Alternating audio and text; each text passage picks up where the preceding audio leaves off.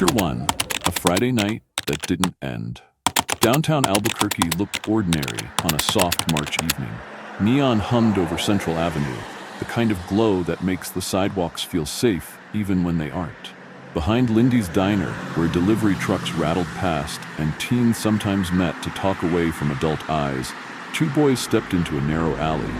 Only one would walk back out. Witnesses later told police they heard raised voices, a short argument, then a single crack of gunfire. 16-year-old Yosua J. Ruiz collapsed onto the cold asphalt, blood spreading under his jacket, while the other figure fled into the blur of lights and noise. On its face, the scene could have been filed under a familiar heading, a teenage fight spiraling into tragedy. Rumors were quick to explain it away. Resentment, jealousy, a girlfriend caught in the middle. Police moved quickly. Within hours, they detained another 16-year-old. Angelo Baldonado, the brother of Ruiz's girlfriend. Officers booked him into juvenile detention on a first-degree murder charge. The narrative seemed simple and to some, satisfying. A scuffle, a shot, a suspect in handcuffs, case closed. But evidence has a stubborn way of refusing neat endings. As days turned to weeks, gaps widened in the official version. Some witnesses who had been talking grew quiet. Camera footage from nearby businesses appeared to skip at critical moments. Pieces that should have locked into place wouldn't. And somewhere in the shadows of the story, an adult's choices began to loom. Detectives heard whispers about a controlling mother. Elizabeth Ortiz-Chavez, 49, the driving force in the Baldonado household. She disliked Ruiz not because of a single unforgivable act, but because she felt he was siphoning loyalty from her daughter. Control defined her. Control dictated the rules inside her home. If Ruiz threatened that, then Ruiz, in her mind, was a problem to be solved. The Ruiz family painted a different portrait of Yosua. Funny, helpful, loyal. A kid who tried to do right by his mother and his pregnant girlfriend. He could be hot-headed in texts like any teen, but he showed up, worked hard, and stayed close to home. Those competing pictures, devoted boyfriend versus dangerous influence, set the stage for what investigators would later call a calculated manipulation. One that reached its climax behind the diner the night the gun fired. The crime would test loyalties, fracture a community, and expose how far a parent might go to keep control, no matter the cost. Chapter 2. Seeds of Control. Elizabeth Ortiz-Chavez had a reputation inside her home. Rules were obeyed and dissent was punished, often with silence or guilt, rather than visible rage. People who knew the family said her children revolved around her like planets around a sun that never set. Angelo, at 16, was the quiet one. A boy who learned early that pleasing his mother kept the peace. He shadowed older siblings, did chores without argument, and rarely challenged decisions. That deference would soon become dangerous. Elizabeth viewed her daughter's boyfriend, Yosua Ruiz, through a lens of threat. He wasn't a criminal, but he was drawing her daughter toward independence, toward a baby on the way, toward bonds Elizabeth couldn't supervise. In heated private moments, she framed Ruiz as disrespectful, even predatory. According to later interviews, she told Angelo that Ruiz had humiliated the family and hurt his sister. Protecting the family, she implied, required action. What began as grumbling hardened into a plan. She suggested a face-to-face meeting to clear the air, but the tone underneath was not mediation. She emphasized honor, standing up, not backing down. When Angelo hesitated, she pressed, "Real men defend their sisters. Real sons don't let the family be shamed." The subtext was unmistakable. If Angelo refused, he wasn't just avoiding a fight, he was failing her. In the days before March 4th, routines subtly shifted. Messages were sent, rides arranged, details confirmed about a place Ruiz knew well, the alley behind Lindy's. It was public enough to feel ordinary, private enough to hide a trap. A handgun appeared, not something Angelo legitimately possessed, but something placed into his hand under the banner of protection. The line between safety and aggression dissolved in a mother's insistence and a teenager's trust. Friends later recalled odd snippets, tense texts about a possible fight, talk of bringing someone to watch in case things got unfair, bravado that masked uncertainty. None of that sounded like a prelude to murder. That was the genius and the cruelty of the design. If anyone asked, it was just kids squaring up. But beneath the chatter, an adult had scripted the scene, equipping a boy and pointing him at another. Angelo didn't grasp the scope. He thought he was going to a confrontation that would end with bruised egos and maybe a black eye. Elizabeth's version of events omitted the part where a bullet would decide the outcome. Whether she meant for death from the start or simply opened a door she knew might lead there, she set the stage and sent the actors on. Chapter 3. The Alley and the Aftershock. On March 4th, Ruiz received word to meet behind the diner. It wasn't an ominous request. Teens drifted through that alley all the time. He headed over, reportedly texting as he walked, confirming where to go. Surveillance later showed him calm, shoulders loose, hands free. He wasn't posturing or pacing. He expected words, not a weapon. Angelo was already there. The first exchange was verbal, sharp, emotional, the way conflict between teenagers often sounds. A few blocks away, people were grabbing coffee or searching for parking. One witness later said something about the scene felt wrong. Unfamiliar cars, kids scattering, that stomach-tight twist when instinct whispers that trouble is coming. Then came the blast. Ruiz was hit high in the chest. He crumpled almost at once. Responders found him face up on the pavement, blood pooling beneath his torso. Efforts to revive him failed. He died soon after at the hospital. A life that had been stretching forward suddenly cut into an irreversible silence. Angelo didn't sprint into the night. He stayed, gray with shock, and officers took him into custody without a struggle. Within minutes, Elizabeth appeared close by, presenting as a panicked mother desperate to protect her son. Her account was tidy. Ruiz had attacked, Angelo feared for his safety, and a barely controlled brawl tipped into catastrophe. She emphasized her daughter's pregnancy and described Ruiz as volatile. For a time, that narrative held. Investigators began assembling the record. In an interview room, an officer advised Elizabeth of her rights and asked about her car. She told a meandering story. Breakdowns, rides, a vehicle left by the road, details that shifted when pressed. Detectives had a simpler finding. The car they believed was used around the scene wasn't where she claimed. The timeline she offered didn't cleanly match phone records or witness recollections.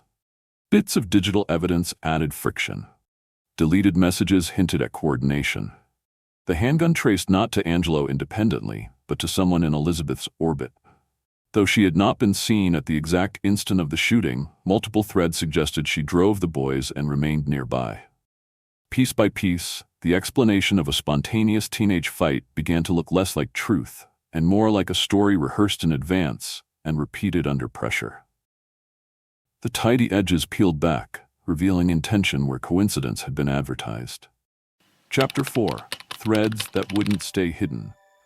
Detectives returned to the alley again and again, charting angles and distances, mapping the path Ruiz took from the sidewalk to the place he fell. The autopsy suggested a close, clean shot, not a chaotic exchange. Angelo bore no scrapes or bruises consistent with a serious struggle. Those facts didn't convict anyone by themselves, but they bent the arc away from self-defense. Then came the gun. Paperwork connected it to someone within Elizabeth's circle, making it unlikely that Angelo had obtained the weapon on his own. When asked, the boy hesitated before saying what investigators already suspected. His mother had placed the firearm in his hands. If that was true, why had she armed a 16-year-old for what she called a simple talk? Why bring a gun to a meeting that she insisted was meant to calm things down? Digital forensics added texture. Deleted messages were partially reconstructed, showing coordination around time and place. The tone in those fragments wasn't conciliatory. It was directive. Meet here. Don't be late. Don't let him disrespect you. Meanwhile, Elizabeth's account of where she had been shifted under scrutiny. She described a broken-down vehicle, a laundromat trip, a missing car that might have been stolen. Each retelling nudged the timeline until it no longer aligned with cell site data or the developing map of the evening. The break arrived from inside the home. An older son, wrestling with guilt, reached out to a distant relative on social media. He suggested that Angelo wasn't the true architect of what happened. Their mother was. Investigators, alerted to the message, re-interviewed him. Hesitant at first, he eventually described a pattern of manipulation. Elizabeth vented that Ruiz was poisoning the family, coached Angelo to confront him, and after the shooting, told the children to keep quiet because the courts would go easier on a juvenile. He also pointed detectives to an old group chat. Recovery tools pulled audio snippets and texts that prosecutors would later characterize as orchestration. The pieces formed a grim picture. Elizabeth had lured Ruiz with the promise of conversation, delivered her son to the alley with a gun, and hovered near the scene while telling herself she was protecting her daughter. By late 2022, the case had inverted. Angelo remained charged, but the question shifted from whether a teen scuffle exploded to who engineered the explosion. A grand jury eventually reviewed the new material. Early in 2023, Elizabeth Ortiz-Chavez was arrested and charged with second-degree murder, evidence tampering, and child abuse. The woman who once played the worried bystander now stood accused as the prime mover behind a killing that left a 16-year-old dead and 2 families shattered. Chapter 5. In court, the script collapses. The courtroom detaches personal grief into rules and evidence, but even procedure couldn't dull the charge in the air when Elizabeth was led in wearing cuffs. By the time her case reached trial calendars in late 2024, she was no longer the anxious parent hovering at the edges of interviews. Prosecutors framed her as a strategist who weaponized a child. In opening statements, the state argued that Elizabeth arranged the confrontation and supplied the gun, then let her son absorb the legal blast. This was not, they said, 2 boys who lost their tempers. It was an execution planned by an adult who wanted control more than peace. Jurors saw reconstructed messages in which she urged resolve and demanded follow-through. The location was no accident. The timing was deliberate. The result was predictable. The older son's testimony proved pivotal. He told the jury his mother had confided that Ruiz was ruining the family and that getting Angelo involved would keep consequences manageable because he was a juvenile. He described how she spoke calmly after the shooting, how she managed appearances as if grief were something to schedule. His account placed intention where the defense pleaded confusion. Angelo, now 18, took the stand with a halting voice.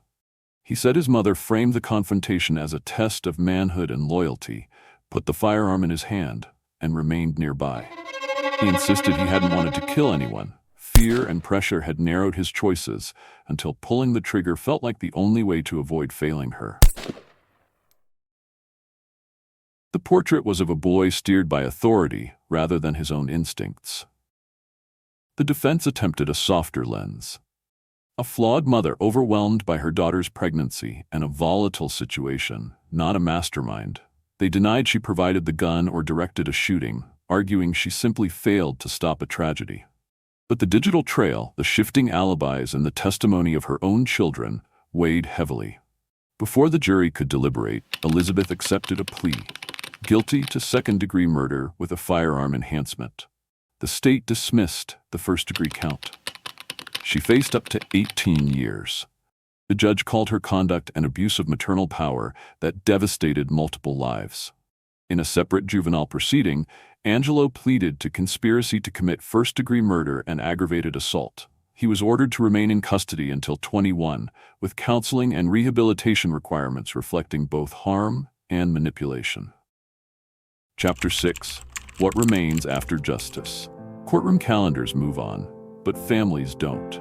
When the headlines cooled, the people closest to Ruiz faced a quieter, crueler task: learning to live in the space his laughter used to fill.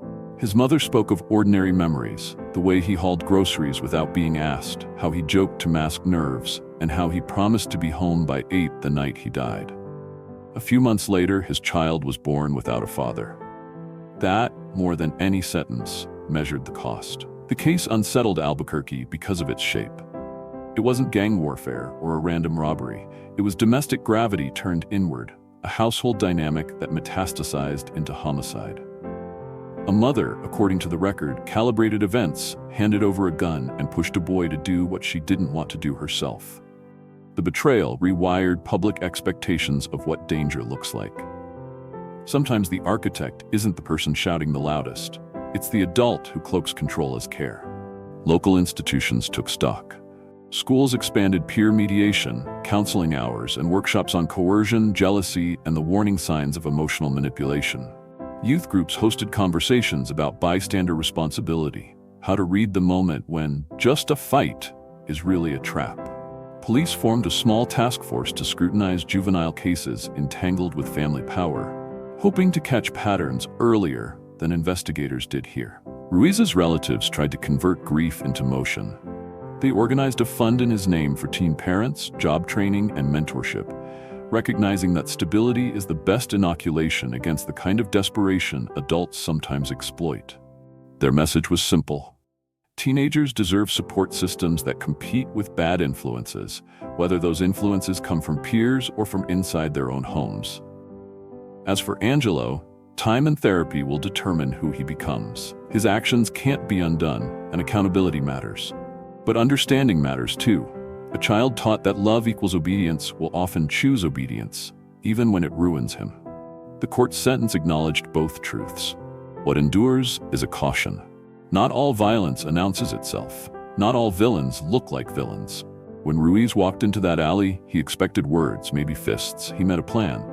Remembering him means recognizing the planning when we see it, and intervening